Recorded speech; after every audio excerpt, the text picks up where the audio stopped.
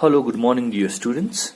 So in the last class we have finished till question number 17 and now I am starting with question number 18 part 1. Okay, the question is integrate e to the power x into sin x dx.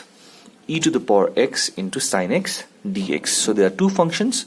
One is the exponential function and other one is the trigonometric function. So use the word ILATE. So T comes first and E comes second. Okay, so this is your first function u, second function u, integrating by parts using the formula first function integration of second function minus integration of first function differentiation of first function integration of second function into dx. Okay, so on doing so I'll be getting sin x e to the power x minus cos x e to the power x dx, right? Which is this step I'll be getting. Now again here I can see there is e to the power x into cos x. So use the again word ILATE, the same type of functions. So this is going to be a u, this is going to be a v, isn't it? So again use integration by parts. So using integration by parts you'll get this line. Please go through it. And finally you'll get this line, isn't it or not? You'll get this line. Please verify this in this step. Okay, the same thing again. So therefore, which brings us to here, because if I multiply with minus, minus into plus, minus, minus into plus, minus, clear? So I'll be getting this line e to the power x sin x, e to the power x cos x, minus integration sin x into e to the power x or e to the power x into sin x.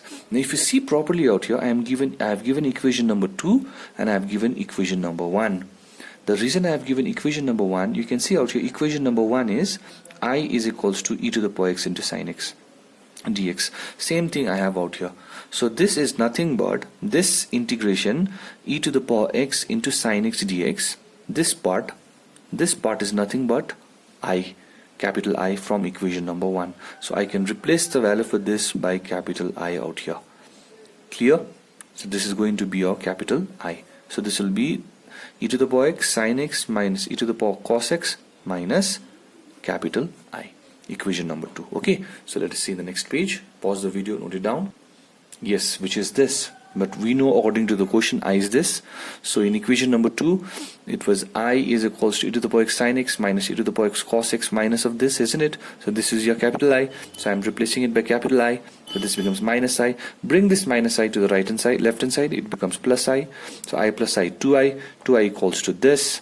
Here you can see e to the power x common. So take e to the power x common, or you can keep it inside the bracket also, and you bring your 2 out here in the denominator. So hence this is your final answer. Okay, so once again I am showing from the beginning. Showing it from the beginning. You see which is your u, which is your v, integrated. If there is sine and cos, then this is always repeated. Okay, so cos is there. It was sine, integrated we got cos. Again if you integrate it we'll be getting sine. So again if you do it you'll be getting cos. So the chain proceeds. Okay, so we don't have to repeat again and again. Instead, once I get sine, I know the value is capital I, so replace the value by capital I and put the value, and then finally you'll be getting this answer. Okay, so pause the video and note it down. Alright, so next one is our question number 18 part 2 and 19 part 1, which is same as question number 18 part 1. Okay, and the similar example is done in example number 19.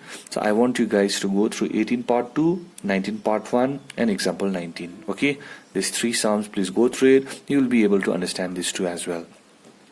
Okay, so we proceed with question number 20. So in question number 20 we have integration x square into e to the power x cube into cos x cube dx. So this is the question given to us. Okay, integration x square into e to the power x cube into cos x cube dx. Okay, so what we'll do out here is we will start with the assumption. The assumption out here I'm taking is p is equals to x cube. Okay, you assume p is equals to x cube. Differentiate it, you'll be getting the value for x square into dx. See out here, x square into dx will be dp by 3. This is e to the power p and this is cos p. So when you replace the value you will be getting this, capital I is equals to 1 by 3 e to the power p into cos p. If you only see at this integration e to the power into cos p, e to the power p into cos p, it is same as the previous sum.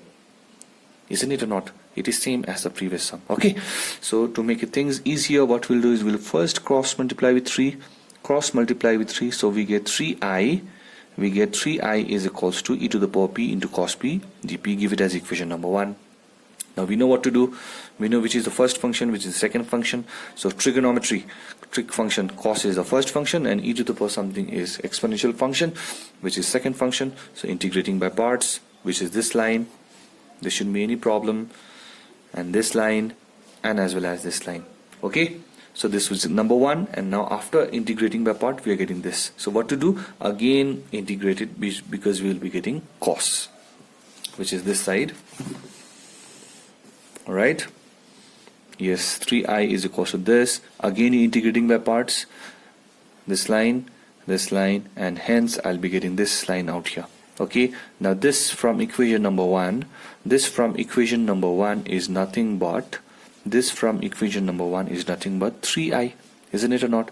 And this is minus 3i. You take this side, this becomes plus 3i, so 3i plus 3i will be 6i, which is equals to this, isn't it or not? Is it a similar type of question? You just verify yourself. Okay, and finally put the value for p also. You can take e to the power p common, 6 comes out here in the denominator, right? And put the value for p, which is x cube. So this is the final answer. And your assignments: 18 part 2, 19 part 1, 21 part 1. So in this way we completed our integration by parts also. So this much from this exercise, and please see your syllabus also, reduced syllabus, and from tomorrow onwards I think so we will be doing the next topic in integrals. Okay, thank you.